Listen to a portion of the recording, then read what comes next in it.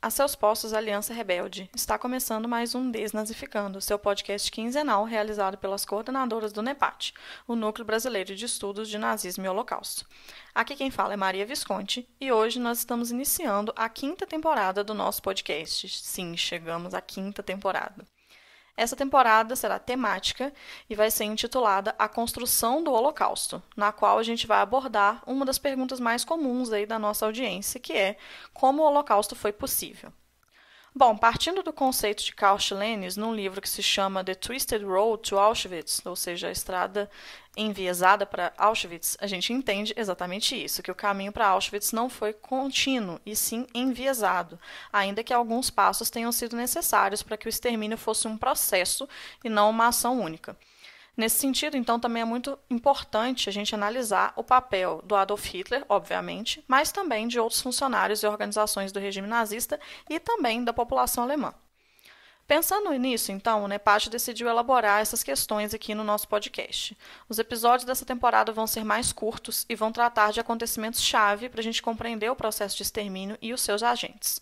Então, a gente vai utilizar diversos autores como embasamento teórico e vamos falar de questões que se iniciam nos primeiros anos do Terceiro Reich e seguiremos cronologicamente até o fim da Segunda Guerra Mundial.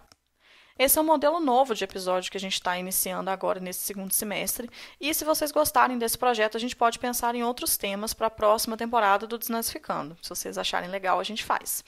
Eu vou aproveitar aqui para lembrar a vocês que todas as referências bibliográficas dessa série vão estar nos posts no nosso site, www.nepat.com.br, e vocês podem conferir tudo lá e se inteirar mais do assunto caso vocês queiram.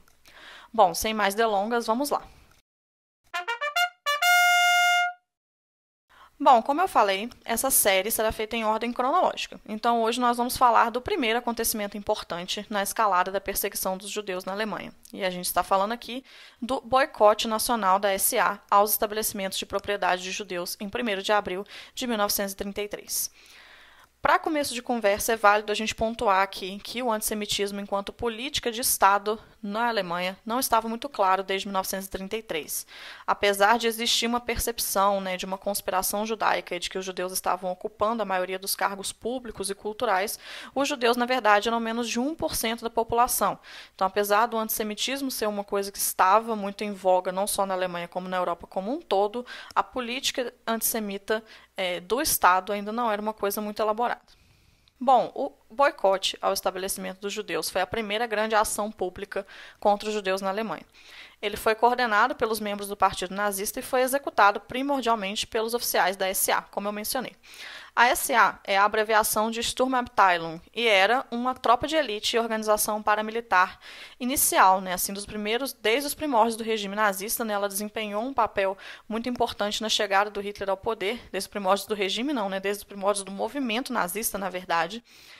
Bom, essa organização ela era responsável pela proteção dos membros do partido e pela proteção durante comícios, assembleias e coisas do tipo, e também por interromper e atrapalhar encontros de partidos de opositores, também isso era muito comum, lutar contra outras unidades paramilitares de partidos opositores e também, e aqui é o ponto importante para hoje, intimidar a população e os judeus. Por conta dessas ações, como a do boicote, que a gente vai falar hoje, os membros da SA eram considerados baderneiros. E aí, quando a sua influência começou a ser considerada perigosa, eles foram eliminados pelo Hitler em 1934, na Noite dos Longos Punhais, ou Noite das Facas Longas, e foram aí substituídos pela SS, que virou uma grande organização dentro do Terceiro Reich. Mas isso aí é tema para outro episódio. Bom, voltando ao boicote. Na ocasião, dezenas de lojas e sinagogas de judeus foram atacadas, estrelas de Davi foram pintadas nas portas dos estabelecimentos, cartazes com os dizeres "os judeus são a nossa ruína" e "não comprem dos judeus" foram afixados nas portas. Caminhões com pôsteres com esses dizeres corriam pelas ruas da Alemanha e os membros da SA ficavam nas portas dos estabelecimentos exigindo documentos de identidade a quem decidisse comprar. Lojas não judaicas, inclusive, chegaram a fixar cartazes, deixando claro que eram negócios cristão-alemães reconhecidos, entre aspas aqui, para evitar qualquer tipo de violência ou qualquer tipo de mal-entendido. A principal justificativa dada a essa ação foi uma reação contra a influência dos judeus na sociedade alemã e no exterior, porque se acreditava que os judeus estavam difamando os nazistas nos outros países. A ação também partia da necessidade de se defender do socialismo e do comunismo, que também eram associados aos judeus. Hitler acreditava aí que os judeus eram os grandes responsáveis pela perda da Alemanha na Primeira Guerra Mundial, com o famoso mito da punhalada nas costas, e que eles também eram os responsáveis pela Revolução Alemã, e aí famosa aí pela Rosa Luxemburgo, né, uma revolução de cunho socialista e social-democrata que, por fim, acabou criando a República de Weimar, né? E, como a gente sabe, Weimar era vista pelos nazistas como a representação de uma sequência de fracassos e enfraquecimento da grande nação alemã. Então, os judeus, nessa narrativa, estavam aí, portanto, no centro de todos esses problemas. E, a partir disso, os nazistas se colocavam como aqueles que estavam cumprindo um dever de libertação e de preservação do país, né, reforçando um discurso salvacionista muito comum naquele momento.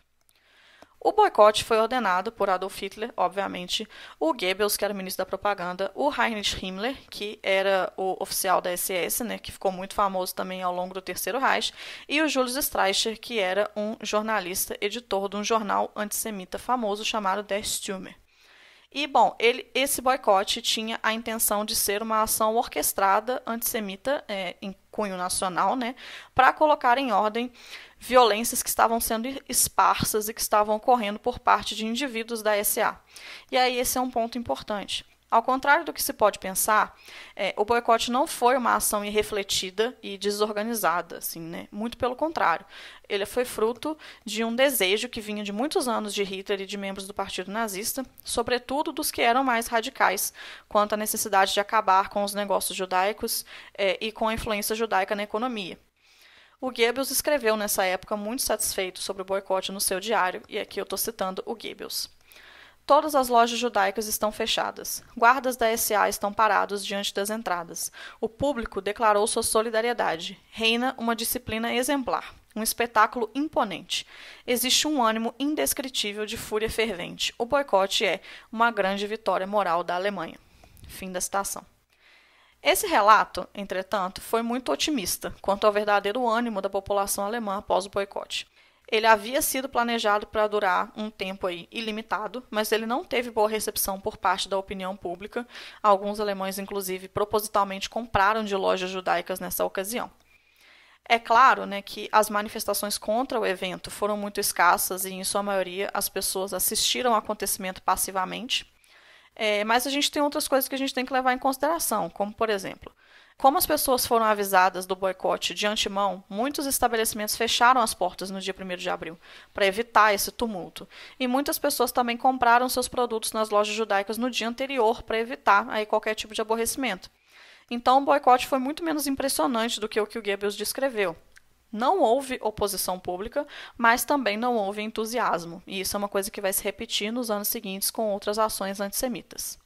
Então, preocupado com a opinião pública naquele momento inicial do seu governo e também com a reação dos outros países, o Hitler então decidiu pôr um fim ao boicote, que no fim acabou durando apenas um dia. A ideia do boicote, no entanto, permaneceu e nos anos seguintes os jornais nazistas falavam com frequência para as pessoas não comprarem estabelecimentos judeus, por exemplo. A falta de adesão popular, entretanto, não significa que a população alemã não era antissemita, muito pelo contrário, significa apenas que o radicalismo não havia atingido a maioria das pessoas. Os alemães não queriam, então, ações públicas e explícitas de violência. A violência sistematizada pela burocracia e longe dos olhos dos cidadãos dá para cada um a sensação de não ter nenhuma relação com aqueles acontecimentos. E os membros da SA eram odiados pela população justamente por isso, né? Porque eles eram vistos como baderneiros e, em grande medida, tidos como uma entidade aí totalmente separada do Führer, porque o Führer nunca jamais poderia apoiar esse tipo de violência, o que obviamente não é o caso. Então, acho que é bom a gente ter em consideração isso, né, de que uma ação violenta e explícita, como era comum as ações da SA, gerou mais desconforto na população do que o expurgo e o desaparecimento de centenas de milhares de judeus nos anos seguintes.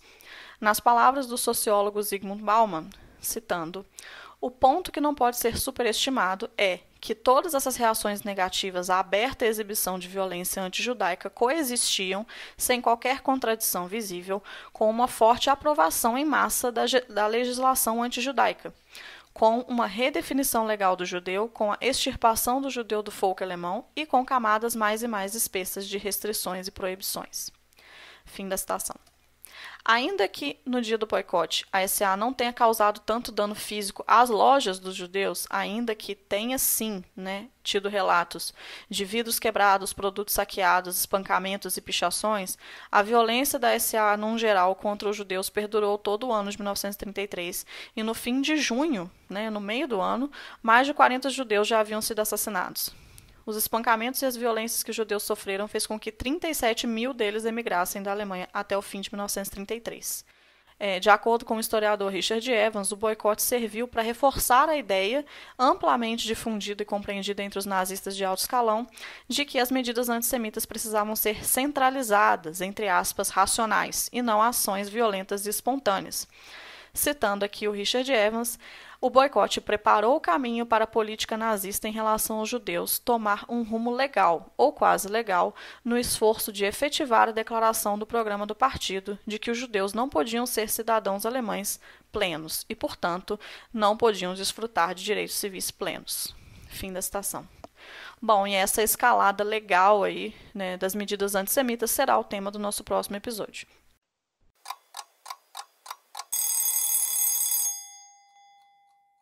Então é isso, gente. Espero que vocês tenham gostado desse primeiro episódio. Todas as referências estão no post, como eu já mencionei. Tem muita coisa em português, que a gente fez questão de encontrar coisas em português para vocês poderem olhar e se inteirar mais do assunto. E é isso. Até o próximo episódio.